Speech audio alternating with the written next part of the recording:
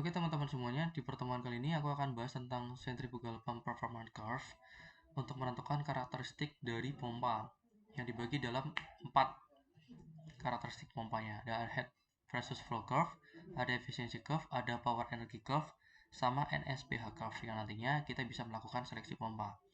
Jadi head versus flow curve ini itu diklasifikasikan dalam sebuah grafik yang ini kan flow rate ya. Jadi ini flow rate, kemudian ini adalah head. Pembacaannya kalau flow rate itu semakin ke kanan, dia akan semakin besar. Dia semakin besar, tapi juga akan menurunkan headnya. Jadi yang awalnya dia startingnya di A, it takes point A will flow tends to maximum. Jadi ini untuk yang Q-nya, kemudian ini untuk yang headnya. Headnya biasanya H ya. Dia sampai ke minimumnya ada di B, di 1 katakanlah. Kemudian yang headnya itu ada di 40 atau 42 meter. Tapi ketika dia itu udah semakin jauh, flow rate-nya semakin tinggi sampai 120 meter, 120 meter kubik per hour, maka ketika kita tarik garisnya di sini, itu headnya semakin kecil. Jadi Q-nya semakin besar, headnya semakin kecil. Tuh. Selanjutnya kita masuk ke efisiensi. Untuk efficiency curve itu klasifikasikan dengan grafik juga. Semakin meningkatkan flow rate-nya makin meningkat, maka maksimum efisiensinya itu diletakkan di poin C. Tapi bukan berarti ketika dia itu akan semakin tinggi Q-nya, maka efisiensinya akan semakin tinggi ya. Tergantung, karena untuk efisiensi normalnya, maksimumnya atau optimumnya itu idealnya di 60 sampai dengan 80%. Artinya dia akan di maksimum efisiensinya, ideal efisiensinya ketika dia flow rate-nya di 60 sampai dengan 80 meter kubik per hour. Ya. Tapi efisiensinya dia di standarnya 60 sampai 80%. Jadi begini. Nah, kalau misalkan kita naikin lagi flow rate-nya, bisa naikin lagi. Cuma nanti untuk efisiensi dari pompanya hanya sekitar 25%. Jadi misalkan di sini 120, maka kemudian ini Q-nya ya 120, kemudian untuk efisiensinya hanya sekitar 25%. Dan selanjutnya kita masuk ke hydraulic pump curve. Itu describe according to the graph, sama dengan menggunakan grafik. Dengan meningkatkan flow rate, hydraulic power akan semakin meningkat. Jadi kalau misalkan Q-nya itu semakin besar, maka pompa hidrolik atau HP-nya itu akan semakin besar pula. Kalau misalkan Q-nya semakin turun, berarti horsepower-nya juga akan semakin turun. Jadi tergantung, kalau misalkan kita dalam sebuah industri kita ingin menurunkan kapasitas dari powernya, ya kita dampaknya apa? Dampaknya akan menurunkan flow rate. Kalau menurunkan flow rate, berarti nantinya akan sampai ke dalam tangkinya itu tidak akan tercapai. Atau kalau misalkan memang kapasitas produksinya turun, berarti kita harus menurunkan flow rate, tapi nanti juga akan menghemat biaya berupa horsepower-nya akan semakin turun. Jadi kalau misalkan di grafik, misalkan kita di perpotongannya ya, perpotongannya di sini. Perpotongannya di sini, jadi kalau misalkan ininya di 100 meter kubik per hour, maka dia tadi di efisiensinya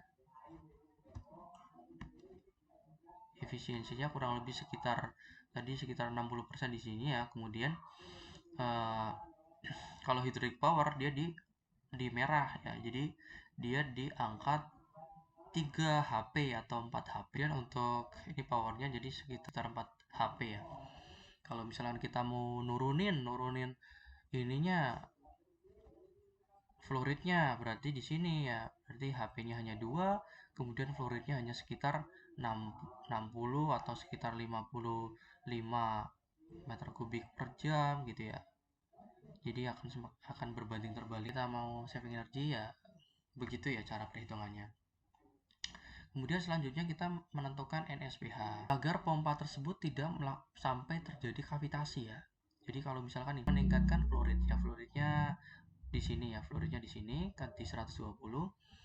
Itu the graph take place in constant speed with fixed impeller diameter. Jadi ini grafik ini untuk menyatakan bahwa diameternya itu sama. Jadi misalkan diameter itu kan kayak gini ya, diameter misalkan diameternya 200 mili untuk impellernya. Ya berarti untuk grafik ini untuk satu diameter doang. Beda kalau misalkan kita ada, misalkan katakanlah ini ada diameter untuk 200. Terus habis itu ini ada lagi diameter untuk 150 gitu kan. Jadi beda, tapi untuk yang grafik ini hanya untuk mencantumkan 200 mili katakanlah begitu ya. Nah, ini semakin dengan meningkatkan flow rate itu akan meningkatkan NSPH. Jadi misalkan flow rate-nya itu naik ya, maka NSPH-nya itu di 120. Kemudian kita tarik di sini, maka NSPH-nya itu nilainya sekitar 3. Jadi posisinya NSPH itu harus kurang dari NSPR. Kalau NSPR itu standar ya, standar NSPR atau net untuk manufakturnya. Kalau ini yang ada di lapangan, jangan sampai kita menentukan NSPH itu lebih besar daripada NSPR. Katakanlah NSPR-nya 5 ya, 5 meter. Kemudian ketika kita melakukan proses kalkulasi, NSPR-nya nilainya 7 meter ya, nanti akan menimbulkan kavitasi ya. Selanjutnya kita melakukan proses identifikasi dari dua brand pompa. Pompa yang pertama yaitu KSB. Jadi misalkan kita menentukan spek pompanya dengan flow rate-nya itu sekitar katakanlah 200 ya. 200 ini 200 USGPM atau galon per menit ya. Kalau misalkan kita mau jadiin LPM ya harus diubah dulu satuannya menjadi satuan LPM, liter per menit atau meter kubik per hour. Kalau ini masih satuannya GPM atau galon per hour. Jadi kalau misalkan kita memilih 200 GPM, ketika kita tarik garisnya 9 meter, kemudian kalau jadi feet yaitu sekitar 30 feet. 30 feet ya, 30 feet atau sekitar 9 meter. Nah, bagaimana dengan capaian dari power inputnya? Misal kita mengambil dari garis merah ini 200 GPM.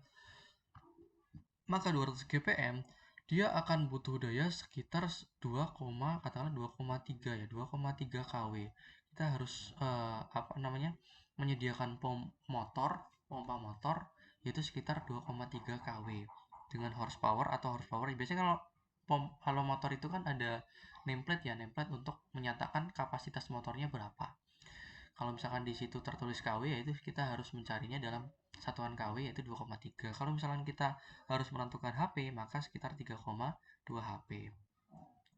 Nah, di sini impellernya katakanlah 185, maka dia akan membuat diameternya membuat KW-nya menjadi 2,3. Kalau misalkan kita mau di impellernya semakin kecil di 175 maka KW-nya maka ampernya pasti akan turun. Tapi dari jenis impellernya selanjutnya kita menggunakan pompa Ebara ya. Seperti ini hampir sama seperti pompa KSB ya. Tapi kalau di pompa Ebara ini ada efisiensinya. Jadi kalau misalkan di sini efisiensinya katakanlah kita sama-sama 200 GPM. Nah, kalau 200 GPM di sini, maka ketika kita menggunakan diameter impellernya di 236, maka dia